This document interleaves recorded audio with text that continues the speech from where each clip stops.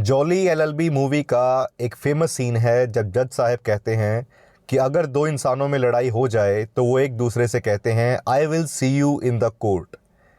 ऐसा वो इसलिए कहते हैं कि अगर प्रशासन नहीं सुन रहा, पुलिस नहीं सुन रही, तो कोर्ट ज़रूर सुनेगी। अगर मैं कहूँ आपका ये कोर्ट जाने का अधिकार, जब आपके फंडामेंटल राइट, मौलिक अधिकारों का हनन हो और आप कोर्ट जा पाएँ, इस अधिकार को भी कोई छीन सकता है। ऐसा शक्ति कपूर जैसे विलन का रोल कौन प्ले कर सकता है आपकी लाइफ में, तो आप क्या कहोगे? जी हाँ दोस्तों, मैं Hemant Kumar study with Hemant channel पे आपका स्वागत करता हूँ। ऐसी ही चटपटी, रोचक, मज़ेदार बातों के साथ आप पढ़ाई करेंगे। जो पढ़ाई नहीं भी कर रहे हैं वो भी ज़बरदस्त जानकारी लेंगे रियल लाइफ की, तो चैनल पे बने रहिए। दोस्तों, फंडामेंटल राइट्स आज का टॉपिक। पढ़ाई ऐसे करेंगे जैसे आप मसाला चाय की चुस्की लेते हैं सर्दियों में, ऐसे ही आप पढ़ाई की चुस्कियां लेंगे, मसाला पढ़ाई। दोस्तों, fundamental rights, this is the part 3 और I think part 4, yes it is part 4 of chapter 9 fundamental rights. Quickly recap करेंगे 2 से 3 मिनट में। चैप्टर बहुत इंपॉर्टेंट है, बने रहिए। दोस्तों, ये था चैप्टर आपके सामने स्क्रीन पे कि जो पहली डिमांड की गई थी फंडामेंटल राइट्स की, कॉन्स्टिट्यूशन ऑफ इंडिया बिल आया था 1895 में, जो किससे इंस्पायर हुआ था? बाल गंगाधर तिलक से, जिनका नारा था Swaraj is my birth right and I will have it. Swaraj मेरा जन्मसिद्ध अधिकार है और मैं इसे लेके रहूंगा। फिर मोतीलाल नेहरू रिपोर्ट आई थी 1928 में, जिसने ऐसे फंडामेंटल राइट्स की मांग की थी कि भाई जो भारत के लोगों से मेल खाते हों, उनके काम के हों। कांग्रेस ने अडॉप्ट किया था एक रेजोल्यूशन फंडामेंटल राइट्स पे, जो कराची सेशन 1931 में लिया गया था, और इसके अध्यक्षता, इसकी प्रिजाइड किसने किया था? प्रेसिडेंट कौन थे? सरदार वल्लभ भाई पटेल, जिनको कि लौह पुरुष भी भारत का कहा जाता है। फंडामेंटल राइट्स पार्ट 3 भाग 3 में दिए गए हैं, अनुच्छेद नंबर 12 से 13, आर्टिकल्स 12 to 35। ओरिजिनली ये 7 फंडामेंटल राइट्स थे जो अभी आपकी स्क्रीन पे हैं। Right to equality, freedom, right against exploitation, किसी प्रकार का शोषण नहीं होगा आपका। Right to freedom of religion, धर्म की आज़ादी है, जैसा मर्जी धर्म फॉलो करें, जैसे मर्जी फॉलो करें, कुछ भारत की इंटीग्रिटी का ध्यान रखते हुए, देश की इंटीग्रिटी का ख्याल रखते हुए। 5वां है कल्चरल एंड एजुकेशन राइट्स, अपनी संस्कृति धरोहर को फॉलो कर सकते हैं। एजुकेशन के राइट्स हैं आपके पास, अपनी मातृभाषा में आप पढ़ाई कर सकते हैं, वैसे इंस्टीट्यूट खोल सकते हैं। 6वां था right to property. 7th right to constitutional remedies, कि जब भी कोई हनन हो फंडामेंटल राइट्स का, तो आप कॉन्स्टिट्यूशनल रेमेडीज़ के द्वारा कोर्ट्स में जा सकते हैं, समाधान पा सकते हैं। High court and supreme court में जाने का अधिकार है आपके पास, जिसके लिए 5 रेट दी गई हैं। उसके बाद राइट टू प्रॉपर्टी जो है डिलीट कर दिया गया था 44th अमेंडमेंट एक्ट 1978 के द्वारा, कि ये फंडामेंटल राइट नहीं रहेगा। और जो राइट टू प्रॉपर्टी है वो एक लीगल राइट बन गया। 300A आर्टिकल ऐड किया गया, that is part 12 of the Indian constitution. Article 31 number finish कर दिया गया और ये आर्टिकल 300A पार्ट 12 में ऐड किया गया। फंडामेंटल राइट्स गारंटी देते हैं आपको कि स्टेट कोई भी आर्बिट्रेरी एक्शन आपके खिलाफ नहीं लेगा, मतलब मनमर्जी के फैसले नहीं लेगा। कोई भी ऐसा कानून नहीं बनाएगा जो आपके फंडामेंटल राइट्स को वायलेट करता हो, उसको कोर्ट नल एंड वॉइड घोषित कर देगी। ये आर्टिकल नंबर 13 में दिया गया है कि कोई भी ऐसा आर्टिकल, कोई भी कानून है ऐसा बनेगा अगर जो आपके फंडामेंटल राइट से मेल नहीं खाता, उनके विरुद्ध है, तो उसको रद्द कर दिया जाएगा। उसके बाद है fundamental rights, they can be suspended during the operation of national emergency except the rights guaranteed by article 20 and 21।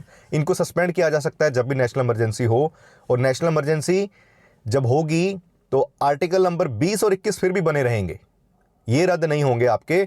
ये है right to life and right to liberty, और एक है right of protection against conviction, कि आपके ऊपर कोई भी आरोप लगता है तो अपने आप को बचा सकते हैं, उसके लिए लीगल एड प्रॉपर मिलेगी, आप वकील हायर कर सकते हैं। दे आर जस्टिसेबल, वो जस्टिसेबल हैं, न्याय के लिए आप कोर्ट का दरवाज़ा खटखटा सकते हैं जब भी फंडामेंटल राइट्स का हनन हो। Fundamental rights in Indian constitution often compare किए जाते हैं बिल ऑफ राइट्स से, जो कॉन्स्टिट्यूशन के यूएसए के कॉन्स्टिट्यूशन में दिए गए हैं, और पार्ट 3 भारतीय कॉन्स्टिट्यूशन में जो फंडामेंटल राइट्स दिए हैं, ये दोनों मेल खाते हैं आपस में, इसलिए इन्हें मैग्ना कार्टा ऑफ इंडिया भी कहा जाता है, फंडामेंटल राइट्स को इंडियन कॉन्स्टिट्यूशन के। मैग्ना कार्टा क्या था मैंने बताया था आपको, पुरानी वीडियो ज़रूर देखें, पूरी डिटेल्ड डिस्कशन की है मैंने उसमें। देखिए, सन 1215 में किंग जॉन थे जिन्होंने बहुत अत्याचार किया लोगों पे, इंग्लैंड की बात है ये, इंग्लैंड के किंग जॉन, जिन्होंने अपनी मनमर्जी से टैक्स हासिल किया, मनमर्जी के रूल लगाए, तो सारा मंत्रिमंडल और लोग इकट्ठे होकर उन्होंने एक रिटन डॉक्यूमेंट बनाया, राजा के हस्ताक्षर करवाए कि ये है विधि विधान, जिसको कहा गया मैग्ना कार्टा। इसके हिसाब से आज से देश चलेगा, ना कि मेरा वचन मेरा शासन, उसके हिसाब से नहीं चलेगा। उसके बाद फंडामेंटल राइट्स, इनको डिफेंड किया गया है और गारंटी दी गई है कॉन्स्टिट्यूशन के द्वारा कि ये सुरक्षित हैं कॉन्स्टिट्यूशन के नियमों के द्वारा, चिंता मत कीजिए। आर्टिकल 14 कहता है कि equality before the law and equal protection of the law, कि कानून के आगे सब बराबर हैं और हर एक कानून की, हर एक लॉ की बराबर प्रोटेक्शन है, चाहे सामने कोई भी खड़ा हो। आर्टिकल 15 है उसके बाद आर्टिकल देखिए, इक्वलिटी 14 से लेकर 18 5 आर्टिकल्स हैं जो दिए गए हैं। आर्टिकल 15 इसमें आता है, वो कहता है प्रोहिबिशन ऑफ डिस्क्रिमिनेशन, आपसे भेदभाव नहीं होगा, उस पर प्रतिबंध है।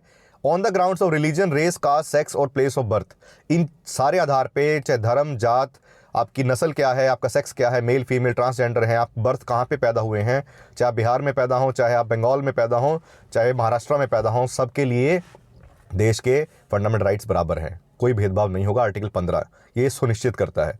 आर्टिकल 16 जो है, equality of opportunity in the matters of public employment, कि रोजगार के, पब्लिक एम्प्लॉयमेंट में सबको बराबर के मौके मिलेंगे, कोई भेदभाव नहीं होगा। मैंने छोटी सी स्टोरी बनाई थी, बहुत बढ़िया, आपको लर्न करवाने के लिए, तो प्लीज़ रेफ़र करें, जो वीडियो 1 और 2 है इस चैप्टर की, ज़रूर उसको ध्यान से पढ़ें, ऐसे याद होगा आपको सब कुछ। ये क्विकली रिकैप है।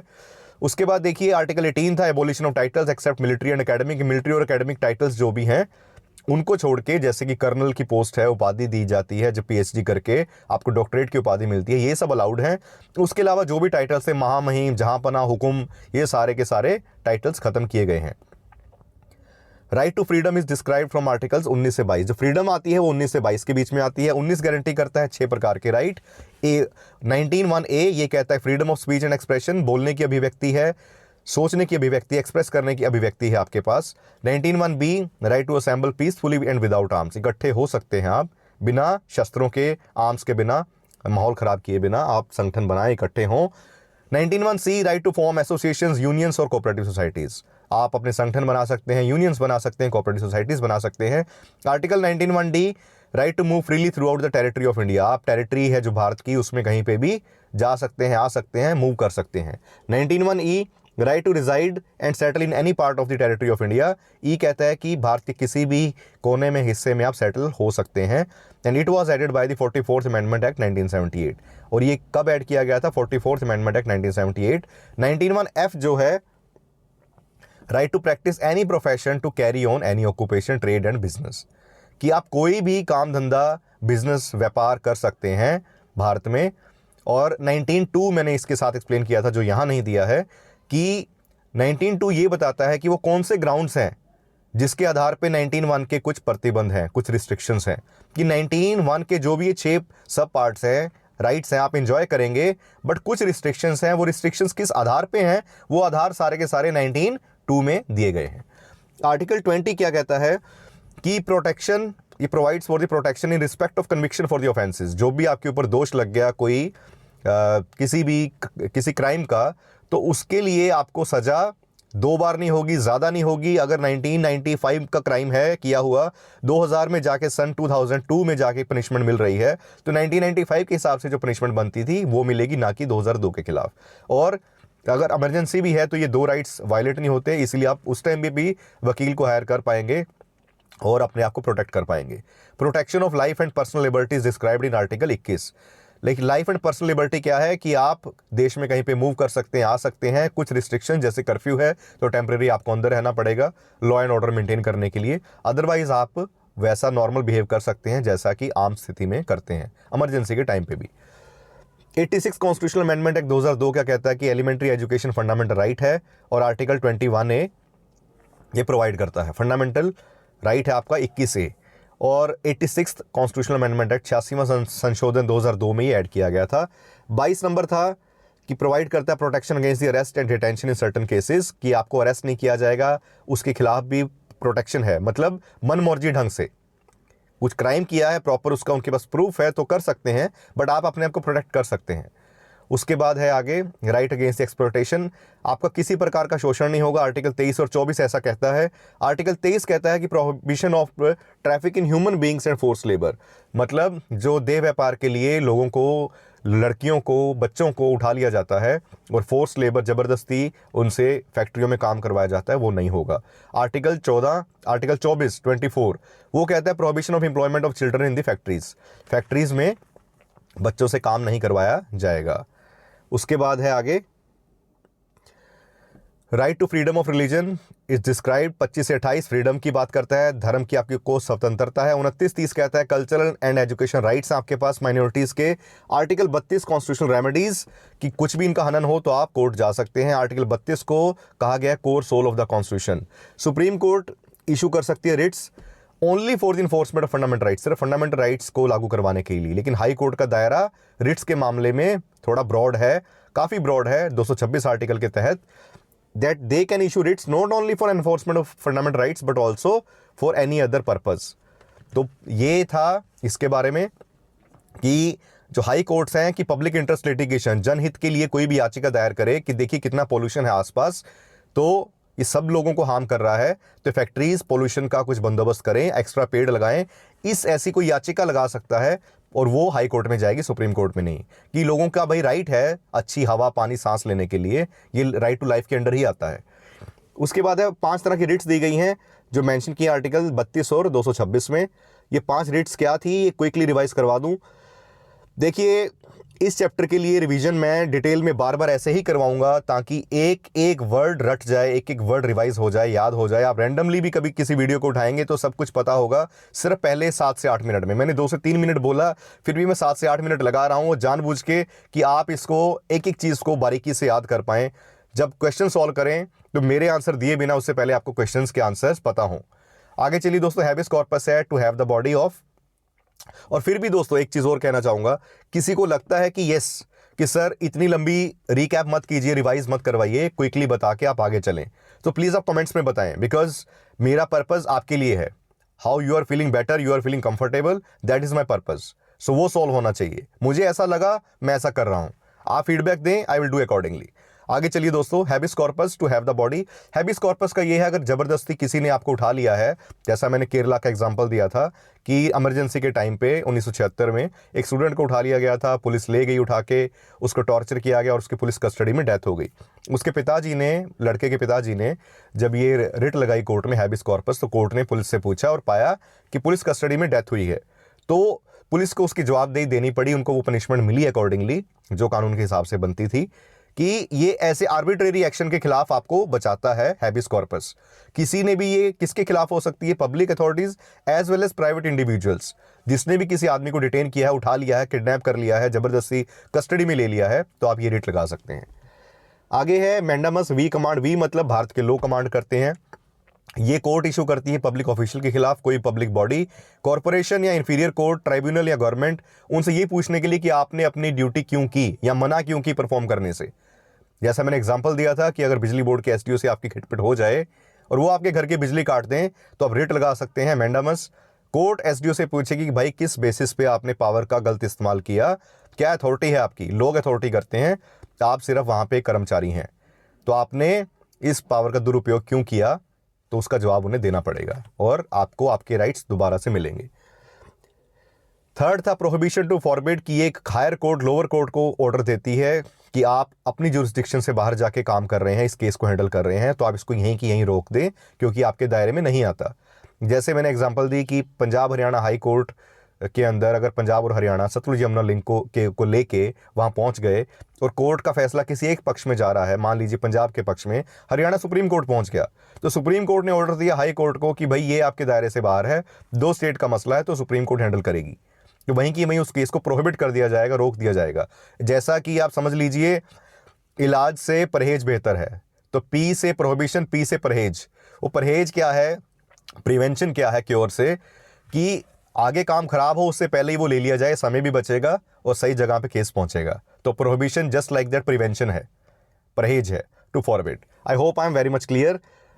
4 है सर्टियोरेरी टू बी सर्टिफाइड, कि जब एक केस कोई ऐसा हो गया तो उसके बाद जैसे Punjab Haryana high court case कोई लगा लीजिए, जो अभी मैंने एग्जांपल दी, मान लीजिए वो फैसला दे दिया हाई कोर्ट ने किसी एक पक्ष में, तो दूसरे पक्ष ने, जैसे पंजाब के पक्ष में फैसला आ गया, तो सतलुज यमुना लिंक के लिए हरियाणा सुप्रीम कोर्ट गया। सुप्रीम कोर्ट ने ऑर्डर दिया कि नीचे वाली कोर्ट का ऑर्डर कैंसिल कर दिया जाए, रद्द कर दिया जाए कि आपके दायरे से बाहर था। So to quash the order, वो सर्टिफाई कर दिया कि वो फैसला नहीं चलेगा। ये है certiorari. Last one is the quo warranto.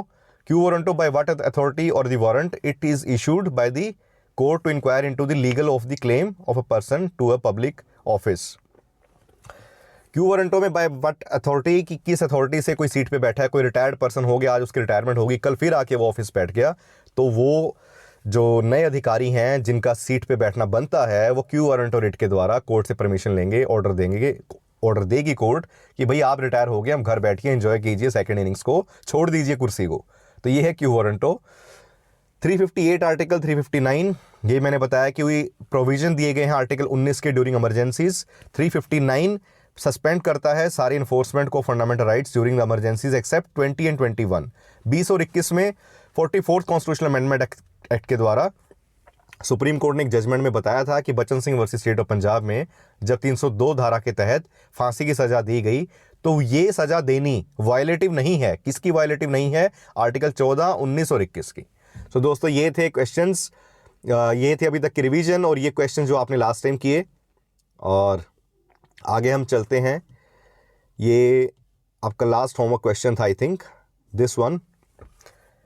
Which of the following is given the power to enforce the fundamental rights by the constitution, कि कौन सा किसके पास ये पावर है फंडामेंटल राइट्स को एनफोर्स करवाने की। अभी अभी हमने सारी बातचीत की है भाई, सुप्रीम कोर्ट और हाई कोर्ट्स, इनके पास ही पावर है। बिहार पीसीएस का क्वेश्चन था। आर्टिकल 13 क्या कहता है कि grants the power of the judicial review to the supreme court high court in the case of violation of fundamental right, कि 13 नंबर जो आर्टिकल है वो रिव्यू करने की पावर देता है हाई कोर्ट सुप्रीम कोर्ट को, अगर उनको लगा कि कोई भी ऐसा लॉ फंडामेंटल राइट के साथ मेल नहीं खाता तो उसको नल एंड वॉइड घोषित कर दिया जाएगा। आगे चलते हैं दोस्तों, question number 4। Fundamental rights are justiciable, non justiciable, non justifiable, C flexible, D rigid. क्या वो जस्टिसिएबल मतलब आप वो कोर्ट में लागू करवा सकते हैं, उसे न्याय मिल सकता है? तो बिल्कुल है। फंडामेंटल राइट्स भाई जब भी वायलेट होंगे आप कोर्ट जा सकते हैं, यही वर्ड का मतलब है ए, जस्टिफिएबल। एमपीपीसीएस 2013 का क्वेश्चन था और साथ में कुछ रिस्ट्रिक्शंस भी हैं, वो रिस्ट्रिक्शंस मैं ऑलरेडी बता चुका हूं कैसे कैसे 19(2) में वो रिस्ट्रिक्शंस दी हैं, अभी हमने ऊपर रिवाइज किया है। ये फायदा है रिवीजन का, क्वेश्चंस को हाफ टाइम लगेगा। Who among the following person said for the fundamental rights a pledge to our people and a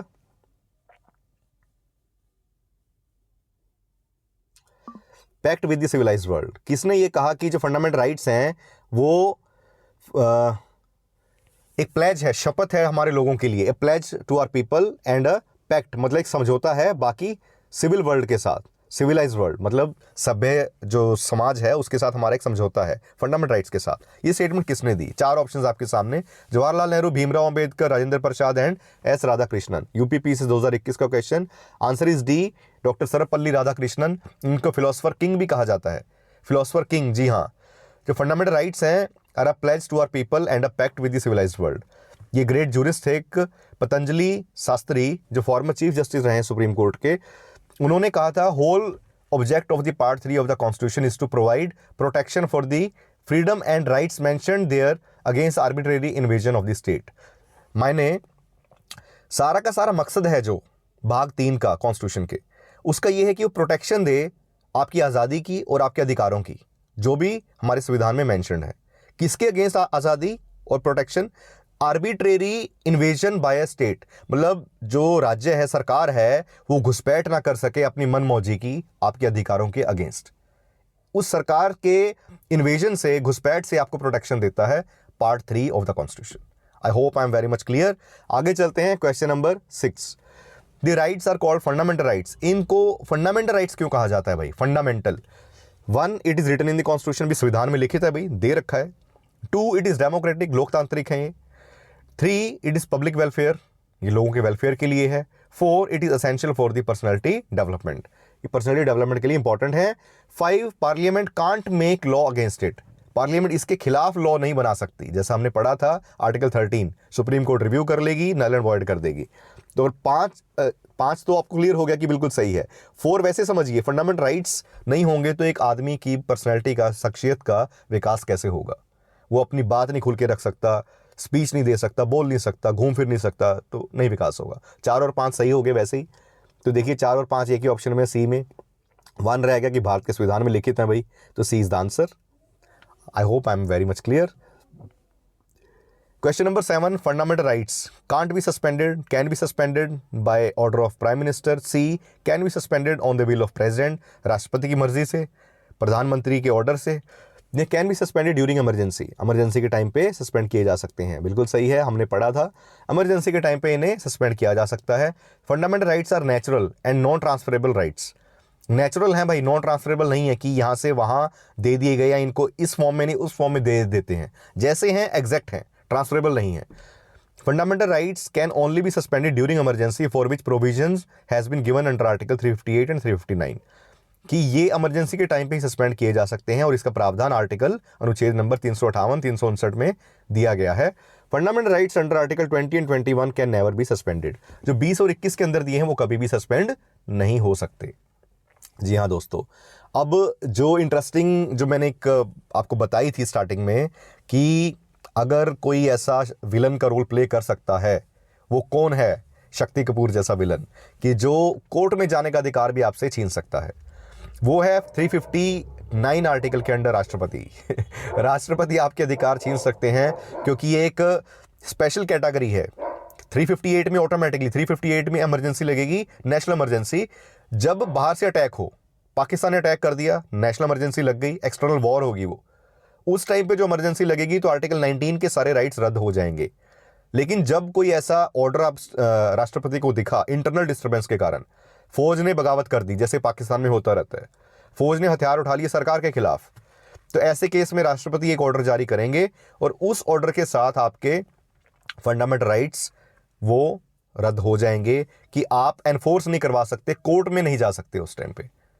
fundamental rights की देखो जी, राष्ट्रपति के ऑर्डर से हमारे फंडामेंटल राइट कैंसिल हो रहे हैं, तो हम कोर्ट में जाके लागू करवा लें। जब 359 के अंडर इमरजेंसी है तो तब आप कोर्ट में नहीं जा पाएंगे, तब राष्ट्रपति के ऑर्डर से। ये इसका मायने थे। 358 का दायरा ब्रॉड है, 359 स्पेसिफिक है। आई hope I am very much clear. तो पता लग गया होगा आपको क्या इसका आंसर था। What is meant by rule of law? Rule of law क्या है दोस्तों?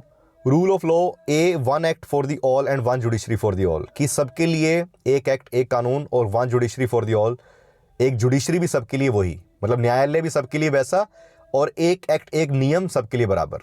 I hope rule of law मतलब कानून का जब राज चले, उसका रूल चले, तो वो यही है कि यहाँ be one act for the all, एक एक्ट सबके लिए, and one state for the all. State मतलब वैसी की वैसी बॉडी, वैसा वैसा ढांचा, वो सबके लिए वैसा हो। C one state for the all and one judiciary for the all, एक ही स्टेट हो। स्टेट एक नहीं है भाई, स्टेट का मैंने बताए थे आपको, आर्टिकल 12 में भी ये दिए गए हैं। स्टेट का प्रोस्पेक्टिव ब्रॉड दिया गया है कि जब हम यूनियन गवर्नमेंट की बात कर रहे हैं तो स्टेट यूनियन गवर्नमेंट है, जब हम स्टेट गवर्नमेंट की बात कर रहे हैं तो स्टेट वर्ड का मतलब स्टेट गवर्नमेंट है। किसी और कॉन्स्टिट्यूशनल बॉडी की बात हो रही है, पंचायत की बात है, लोकल बॉडीज की बात है, म्यूनसिपैलिटीज की, उस टाइम पे स्टेट वर्ड का मायने म्यूनसिपैलिटी, लोकल पंचायत, उनके संदर्भ में जो भी हैं उस टाइम पे वो हैं। और D all acts for the one, सारे के सारे एक्ट्स एक बंदे के लिए, फॉर वन, कि किसी एक बंदे के ऊपर सारे के सारे रूल्स लागू हो रहे हैं। One judiciary for the all, सबसे मैच खाता हुआ इनमें से क्या है? And none of the above, more of one than above. A is the answer.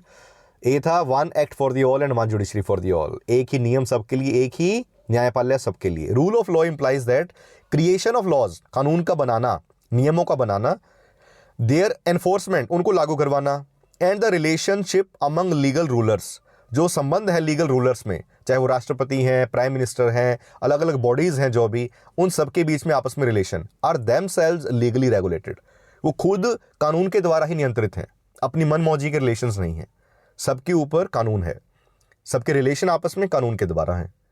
So that no one can including most highly placed official is above the law, कि कोई भी, चाहे वो सबसे बड़ा अधिकारी क्यों ना हो, राष्ट्रपति क्यों ना हो, first citizen of the India, वो भी कानून से ऊपर नहीं है।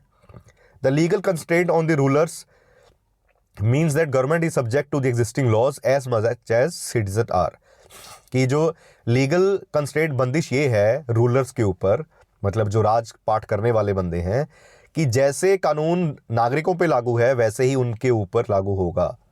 Thus, a closely related nation is the idea of equality before the law. एक closely related कि जो एकदम से बहुत जुड़ा हुआ नेशन है एक दूसरे के साथ बंधा हुआ, उसका आइडिया क्या है कि equality before the law, law के आगे सब बराबर हैं। Which hold that no legal person shall enjoy privileges that are not extended to the all, कि कोई भी एक ऐसा लीगल पर्सन, मतलब ऐसी बड़ी लीगल बॉडी ऐसे अधिकारों को एंजॉय ना करे जो बाकी लोगों को ना मिले। And no person shall be immune from the legal sanctions, और जो भी कानूनी प्रतिबंध लगते हैं वो सबके लिए बराबर हो, वो कोई भी हो। आगे चलिए दोस्तों, question number 9, rule of law कैसा समझ में आया? क्लियर होगा कि yes, we are also empowered, हम भी देश के बड़े बड़े लोगों से कम नहीं है। आगे चलिए friends, question number 9, which of the following are regarded as the main features of the rule of law? Main features क्या है रूल ऑफ लॉ के? ये आपका होमवर्क क्वेश्चन है, आप इसे बताएंगे। और नेक्स्ट वीडियो से हम रिवीजन को अब थोड़ा कर्टेल करेंगे क्योंकि चैप्टर बहुत लंबा है, आगे जाना है। पिछली 2 वीडियो से मैं फील कर रहा हूँ कि रिवीजन में टाइम काफ़ी जा रहा है, तो थोड़ा सा रिड्यूस करेंगे इसे, और फिर आप मुझे अपनी फीडबैक ज़रूर दें, हाउ यू आर फीलिंग। ये है 4 ऑप्शंस दिए रूल ऑफ लॉ की। Limitation of powers, 2 equality before the law, 3 people's responsibility to the government, and 4 liberty and civil rights, liberty and civil rights. So दोस्तों, ये 4 options, A 1 and 3, B 2 and 4, C 1 2 4, D 1 2 3 4। सो दोस्तों, कैसी लगी video? Please अपने comments दें, doubts पूछे comments में, और दोस्तों से ज़रूर शेयर करें। Stay tuned for the next video. Thank you so much for watching.